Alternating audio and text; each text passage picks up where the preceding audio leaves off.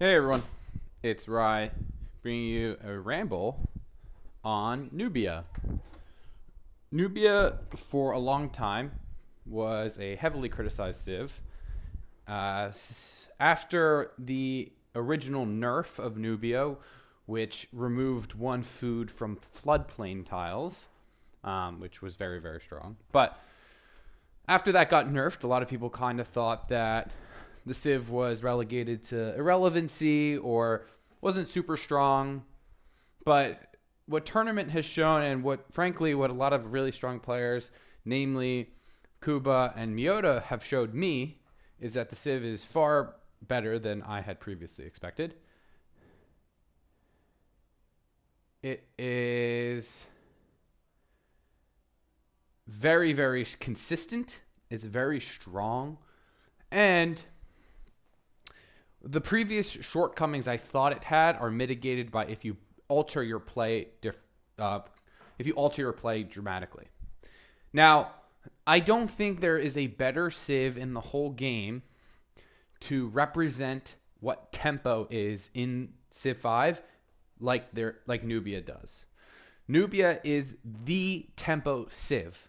It is the civ that will propel your game to new heights.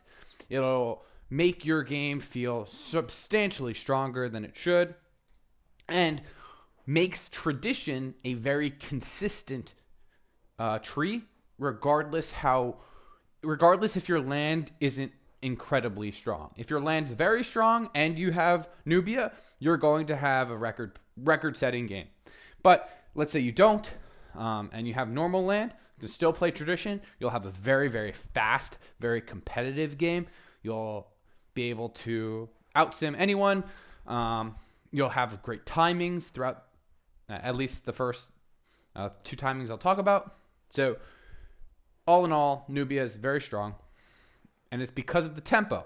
So let's talk about what they get and why they're good. So the first thing, and this is the most important thing, their UA is very, very simple. You know, you compare this UA to really complicated UAs in the game. This one's very easy.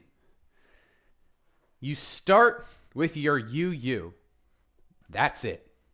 You start the game with your UU. Okay, it doesn't seem that crazy.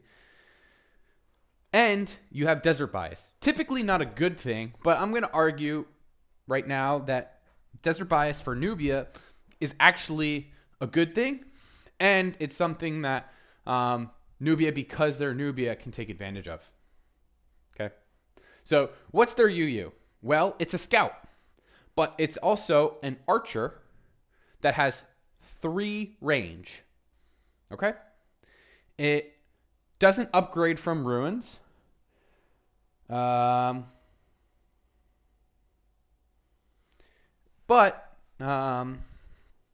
it, unlike a normal scout archer, doesn't have very high combat strength. It has the same combat strength of the scout. Okay, so that doesn't seem that strong, right? The main point that makes Nubia really, really powerful is that you don't have to build scouts yourself. And you can mitigate a lot of the slowness or the clunkiness that can be early build queues by just going straight into a worker or straight into a monument or something like that, right?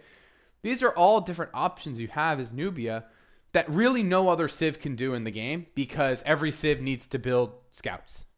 But saving those 6 turns in the beginning of the game to, instead of changing what you build from a scout into a worker, so usually scouts are done by like turn 4. Maybe it could be 6, but maybe turn 4 or 5, potentially 6. You can instead fill that spot with a worker. It's actually the same amount. And never mind. So my favorite build queue on Nubia is worker into settler. Now, if I have a lot of chops, I'll often do worker settler, but typically it's just from worker into settler. Now, I'm gonna preface this by saying Nubia is a very hard civ to play. What I'm kind of encouraging in this is people to be very, very smart and very careful with their unit movements and unit actions, not get careless. You have to have very, very good, a very strong ability to deal with barbarians on limited amount of units, which frankly, a lot of the new players that are probably watching this are not capable of doing. So I just want to let anyone who's watching this know this is probably not for you if you have barb problems at all. In any of your games, if you have barb problems, Civ, this style of this Civ is not for you. But this Civ can be something on the upper echelon of Sim, and you can really push the bounds of what's possible in Civ if you can use this properly, right?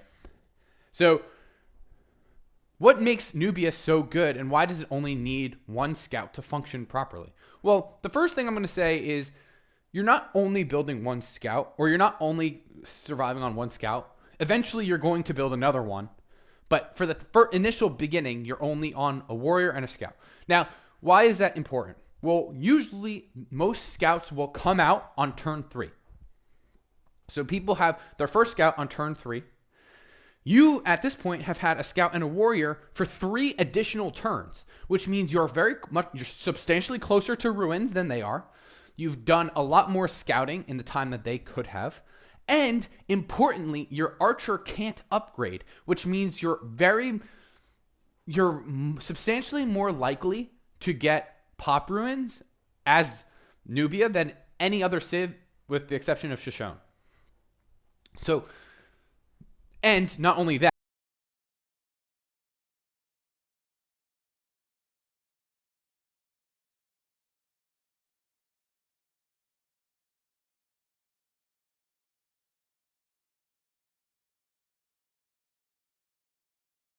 you know what's funny? I literally thought to myself when I started recording this, I hope my microphone doesn't die. And I just never plugged it in. And then it died. Or anyway. What Nubia is able to accomplish is you're able to consistently get spear upgrades, because the way ruin rotations work is you have to get unique ruins until the 3rd of that one. So for instance, you can start with a pop ruin. You'll need a gold ruin and then an upgrade ruin or a map ruin or something like that before you can get another pop ruin. So that means if you have gotten a gold ruin and a pop ruin already, you're guaranteed to get a map, a tech ruin, or an upgrade ruin. Now, if you didn't get the, if you're about to collect a ruin with the archer, you're guaranteed to not get that upgrade ruin. So it's guaranteed to be a tech or a map ruin, right?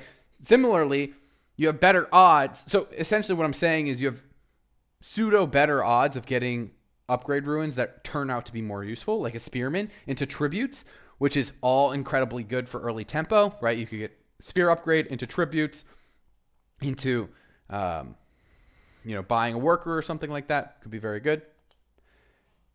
But in general,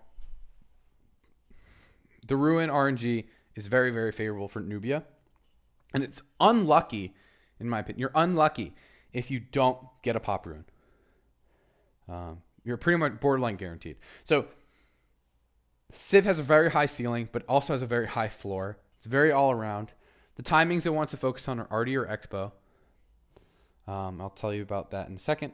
But here's just like, look on the bottom left here.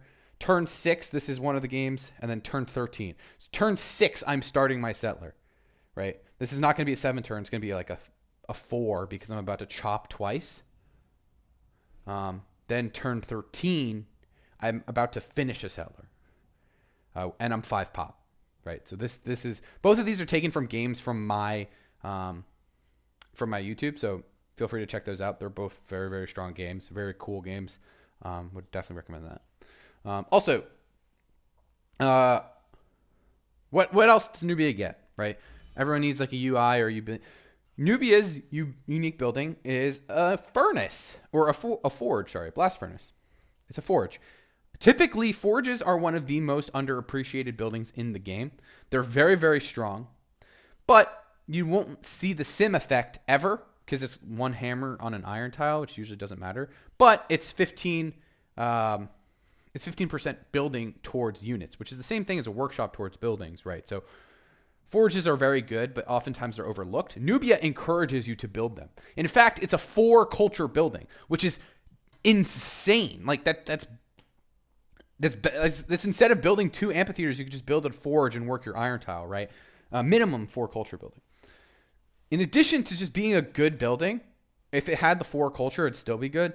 In addition to that, range units, siege units, and recon get accuracy, which is 1+ bonus on open terrain, which means you can essentially get the Alhambra effect, but towards range units. So as you can see with Artie, the Artie I have in this picture,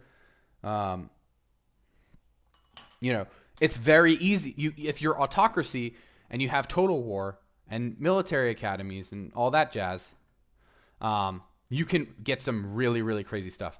Also, look at this guy. It's very easy to stack promotions on Nubia. This is taken from a tournament game, picture where Myoto was killing someone with Nubia with their crossbows, and he starts with double accuracy pretty much instantly. And if he had, and I think he had Toa, which means he starts with triple accuracy. Crazy amount of tempo you can get here, just from this building. So oftentimes, if you go expos as Nubia, you're going workshops first. You're going workshop into forge into crossbows. Very, very powerful. But essentially, there's a lot of things Nubia has going for it, but none of them feel very strong, and that's what makes it really underwhelming when you're looking at it and you're like, okay, like the Civ's kind of boring. But once you get into the weeds and you actually play the Civ, it feels amazing. So I'm gonna go over some of the games I was talking about. Here's a game I just played the other day.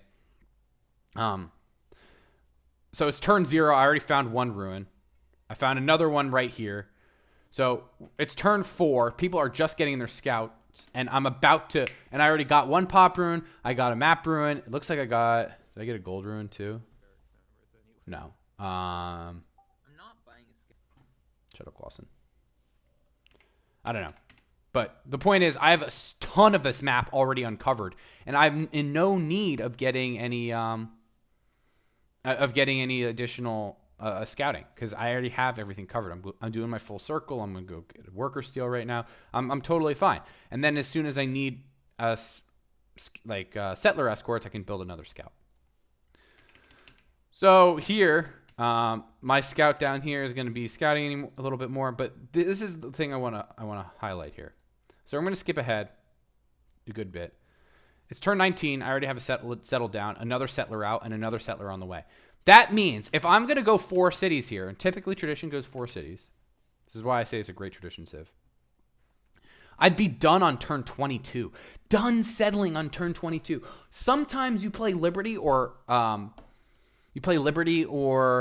Piety. Your first settler is done by 22. You could be completely done settling as Nubia on turn 22. That's insane. The biggest problem you'll face in this kind of game is keeping up with worker actions and staying happy. And that's why in this game specifically, I had a bunch of chops. I went double worker, but there's a lot of different options you have, right? So I ended up going 5 cities on this game, but this game was just crazy. Every city, like you look at the turn, right? You look at your turn timers, right? And it just doesn't feel real almost, but like your turn 36 looks so different as this civ compared to any other civ, right? If I go to my turn like 45 or something like that, let's skip ahead. Like this is 5 city and I got Oracle on 46. That's after Stonehenge. That's bizarre. All of my stuff is coming up. I could switch to libraries right now and start an NC, but I have no need. But it just kind of goes to show, like, all of my pops are crazy, right? And obviously I have great land here. And I'm not saying this is what you should be expecting every game. I'm just saying this is like a precedent that you can set for yourself in the sense that games can be done settling substantially sooner than on any other civ in the game. And that's in my opinion, the real power of Nubia. All right, let's look at a different game real quick. I don't want to take much longer with this video, but again, starting a worker, no popper in this game. Or I think I did get a popper. I got a popper in like turn 1 or something. But look, I'm gonna finish this worker. I'm gonna be 3 pop. I don't get another pop rune, which is fine. You know, it is what it is. But I start Settlers right away. I'm finishing Settlers. My first Settler is going to come out on, what is this? On turn 12, the first Settler finishes. Skip ahead a bit. Turn 24. Turn 24 on frankly like not super strong land. Like I have coffee. I don't have a 3 food tile. It's all plains, right? There's not a lot of growth. Even on like a pretty slow start, slow land, whatever. Turn 24, I finished my Settlers, right? Like most of the time, a traditional player is gonna have their second Settler done by then. You're finishing them, right? All my Luxes are improved and stuff like that. Having a quite a strong game. Skip ahead. When did we get Arties this game? I don't actually remember. Oh, we went. We ended up like killing the world with just artillery because our Arties are so strong. But we went Fac Artie and we got Artie on 103, which isn't that fast by any means, but it's pretty good. Especially considering I have all of my military academies up for this.